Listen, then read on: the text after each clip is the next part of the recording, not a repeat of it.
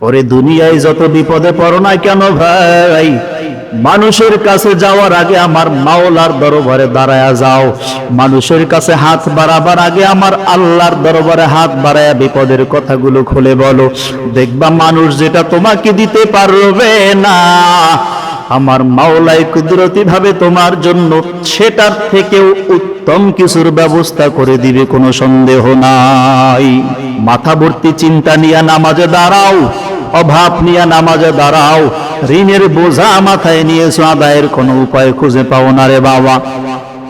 ওরে দিন দিন চিন্তায় বিভোর হয়ে যাচ্ছ, যায় নামাজ বিছাইয়া 2 রাকাত সালাতুল হাজতের নামাজ আদায় করে আল্লাহর দরবারে হাত পাতো। আল্লাহর নবীর শিখিয়ে যাওয়া দোয়া হলো, যখন আমার আল্লাহর দরবারে দোয়া করবা কমপক্ষে 100বার দুরূদ শরীফ পড়ে আল্লাহর দরবারে দোয়া করবা। দেখবা বন্দুকের গুলি মিস হয়ে যাবে, তোমার দোয়া আমার মাওলা কখনো ফিরে দিবে না।